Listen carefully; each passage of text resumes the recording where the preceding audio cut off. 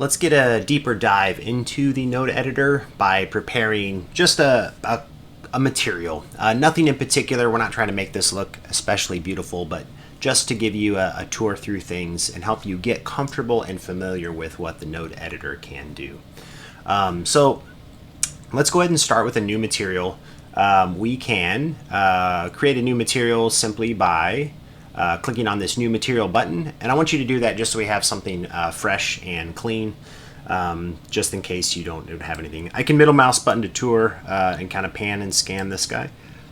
And what we're seeing here is our first default material, which is a principled BSDF. It's just a type of material that includes things like metallic properties and specular properties and so forth. That also has a material output. So this is something that you probably have seen over in your material tab. It's the base color, it's the subsurface color, it's everything that we saw over here in our kind of traditional panel, just now kind of spread out a little bit, right? Just think of the tools all spread out on the workbench. This material has an output, meaning that if we zoom in here, this material, all of its settings are being pushed into the surface property of this material output.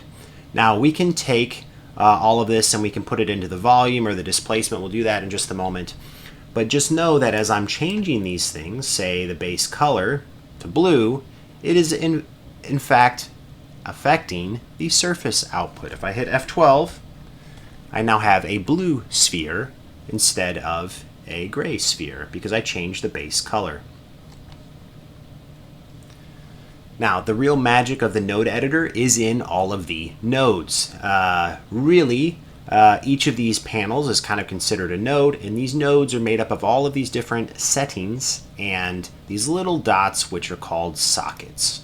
So if you're any audiophiles watching this video and you like plugging in things to different inputs and outputs on, like, say, a switchboard, we're going to feel a little bit similar to that. So right now this BSDF texture is plugged into the socket for the surface. We can take this socket and we can disconnect it. And if we do disconnect it, it means there's no surface texture material information going into the material output. So when I hit F12, ta-da, nothing happens. There's nothing pumped into it. So we can input that into the volume or the displacement settings, which aren't yet going to do anything because we don't have proper values in them. But just to know that you can disconnect and reconnect these sockets at will. So let's keep this in the surface setting, and let's add a few more nodes that can inform how this principled BSDF looks. Let's start with plugging something into the base color, because that's kind of what we did in our first tutorial when we were doing simple textures. And we can add something into the base color a few different ways. Let's talk through those.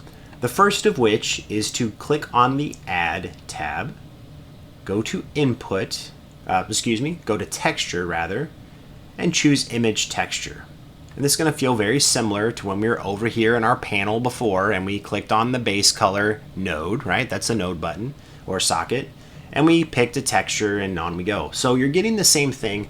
The value here is just in kind of the layout, the visibility, and ultimately the flexibility that we'll show here in just a moment.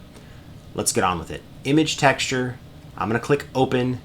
I'm going to go down to my 3D modeling folder and I'm going to click on dark, warm, seamless wood texture that I've been using, and that's going to load up here. But if you notice, nothing else happened. All it did was just select that texture, but nothing happened because we haven't plugged this seamless texture into our material that then can be pushed to the output. All right, this is the most important part. The textures, the different procedural settings, all these things need to be pumped into these various sockets in order to see the impact. So let's drag from color into the base color, and all of a sudden now we're seeing that this image has been pushed through to the base color, which is then pushed through to the surface, and now we can hit F12 and ta-da, our render is there. So when we clicked on it here in our traditional kind of properties panel, it did all of this connection for us. It just tried to present it in a little bit simpler way, just like a traditional collection of properties. The node editor, however, is kind of showing us what's actually happening. Dark, warm, seamless texture out of its color channel, goes into the base color, and then informs how that surface looks. Now here's something that's pretty cool. We can take this and we can like push it into different channels just by unplugging it and plugging it back into other channels. So if we wanted this texture to inform something like the roughness or the sheen or something else, we can just simply drag it to other places. So this is really, really powerful. Let's see, some other things related to the node texture editor. Multiple ways to add images. We did add, and then we did texture. But if this were deleted, which by the way, we can just delete by selecting and hitting the delete key, we can also add something to the base color by just dragging out. And this is going to give us a search window, and I can type in image, and I can get image texture color pretty quickly. And then I can open up my image that way. So I do this quite a lot just because I'm used to these traditional panels. That's kind of how I got my start in 3D before these node editors were even a thing. So I like clicking on, say, this socket for metallic and then just typing in image or noise. And then I can quickly get things like noise texture color plugged into the metallic channel just by clicking on these little dots, just like we did here. So that might be a preference of yours, is just to simply click on this setting or property that you want to inform, click on its node, drag it out, and it'll instantly give up this kind of color picker. I believe you can also hit Control A. Let's see, what's the hotkey? Looks like it's Shift A. So if you hold Shift A, you can instantly add one of these things too. So a few different ways. Go to Add and choose. Drag out from the socket that you wish to inform, or Shift A allows you to input some things. So in this video, we simply talked about those material outputs. You have to have it, what a shader looks like that feeds into it, and then how to put in different settings, different items into those various sections. I want to show you one more thing, and then we'll move on in a further video on kind of some more specifics. But the other thing that makes this node editor convenient is some of the efficiencies that comes along with using the same image or same collection of settings to inform multiple sockets. So if I wanted to, say, get the specular tint, the roughness, all of these things to be informed by this texture, it might take me a few steps to do that here.